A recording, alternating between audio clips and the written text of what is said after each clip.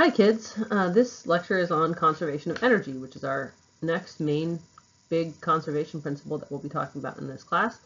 Specifically, we're going to go through all the different types of energy, or many of the different types of energy that exist in the universe, and how it looks to conserve these things in closed systems. So in general, we are going to define energy as the potential to make something useful happen. It's kind of one of those things where you know it when you see it. Also could call it the ability to do work. When we reference energy in an equation or in a diagram, we're going to use the variable capital E for it. And the units for energy are actually the kilogram meter squared per second squared. Of course, that's really ugly, so we're going to make a shortcut for that. We're going to call it the joule, or capital J. You may have learned about kinetic and potential energy in middle school or another science class. Those are the two big categories of energy we're going to talk about, but there's probably a lot more types of kinetic energy and potential energy than you may have learned about before. In general, objects or pieces of objects have kinetic energy if they are moving, and that kin prefix for kinetic energy means motion. And we're going to say that objects have a type of potential energy if their shape or position is somehow storing up energy. You'll see a little bit more what I mean about that when we get to the next slide on potential energy. So there are a whole lot of different kinds of kinetic energies, but each one has to do with some sort of motion.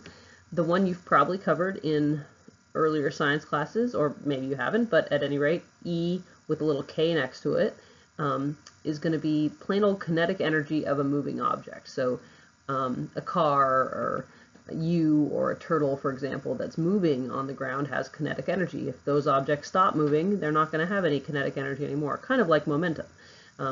So in general, you know, the amounts and the equations aren't quite the same, but if an object has non-zero momentum, it also has non-zero kinetic energy. The only difference is that you can't have any negative kinetic energy, so it doesn't matter what direction you're moving. If you're moving to the right at 2 meters per second, you have a certain amount of kinetic energy. You're going to have the same amount if you're moving to the left at 2 meters per second.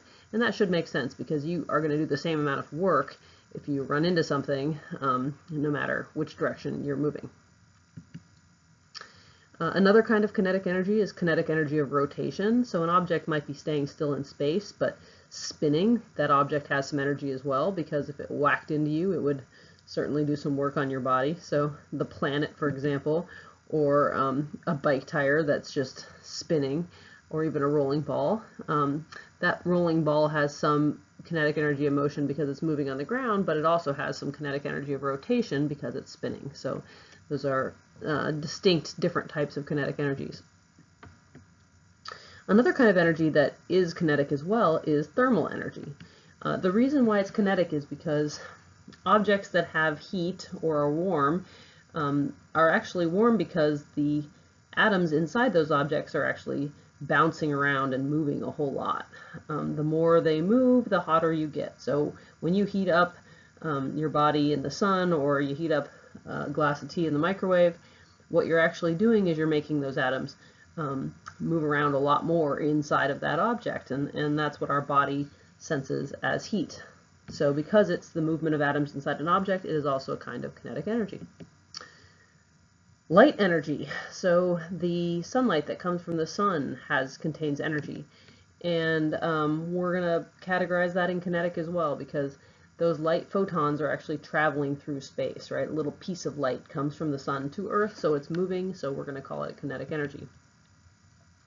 Waves are kinetic energy, right? If you are on the ocean and an ocean wave is whacking into you, well, it's a moving object, so it's going to have kinetic energy. Sound waves are moving objects as well. They are moving pieces of air or anything else that you're hearing the sound through.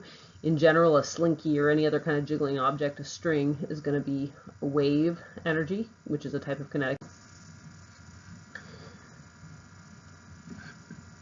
There may be other kinds of potential energy that I didn't mention, but that was a pretty good comprehensive list. Now we're going to move on to potential energy, an energy that is stored up by an object's position or shape.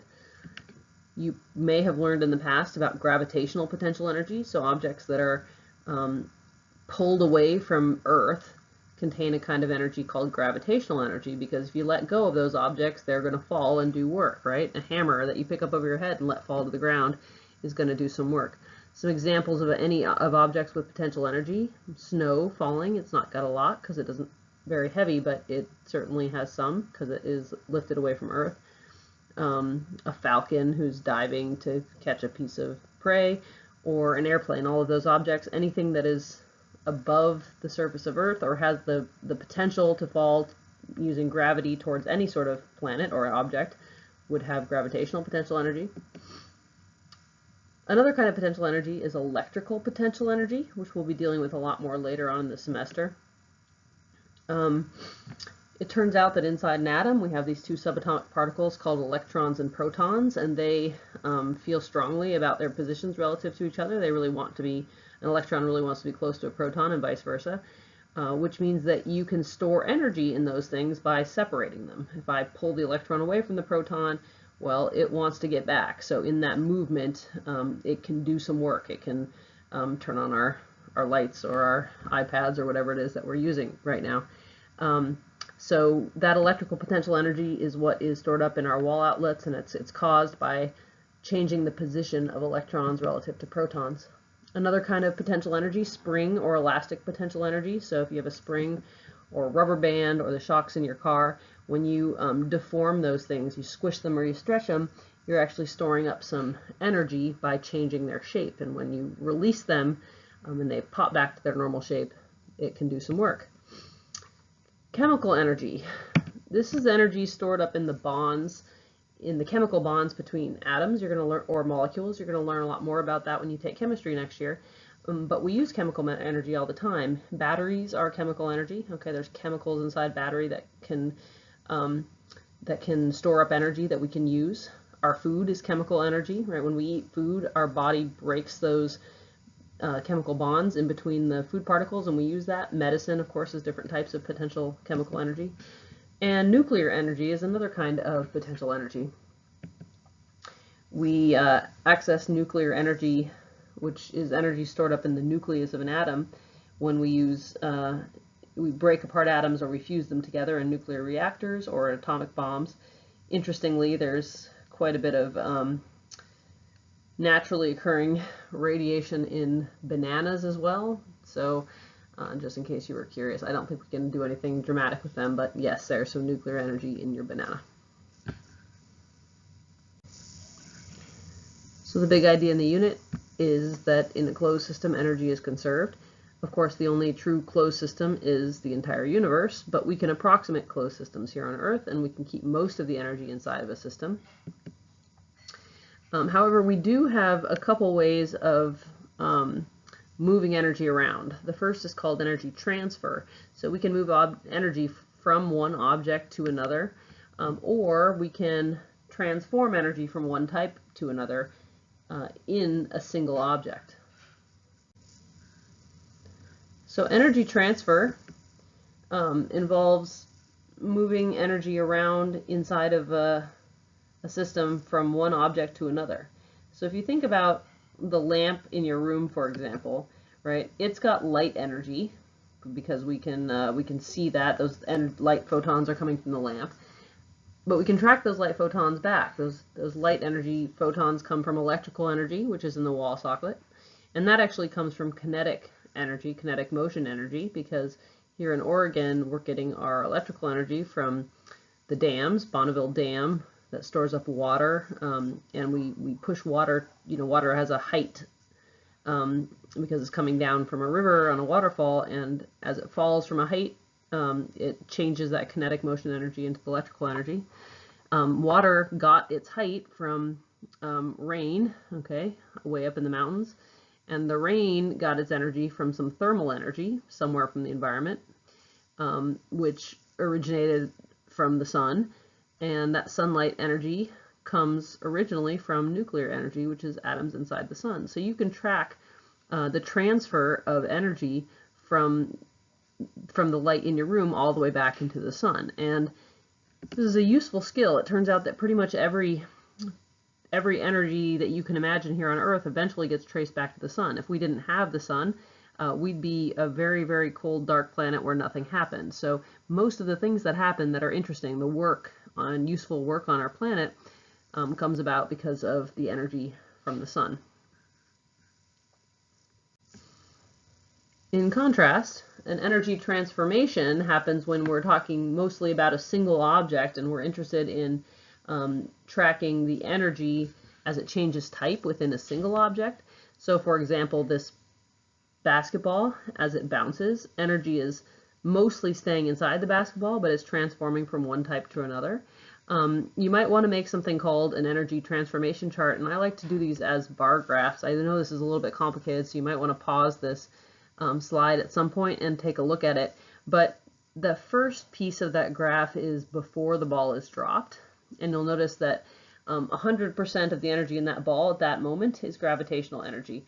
We're not really dealing with some of the nuclear energies and those other kinds of energies, because even though the ball has those energies, they're not changing. So when we're doing these transformation charts, we only care about the kinds of energy that are going to change. That ball's nucleus isn't going to break up, or the chemicals inside that ball aren't going to change, so we're not going to bother tracking those kinds of energies.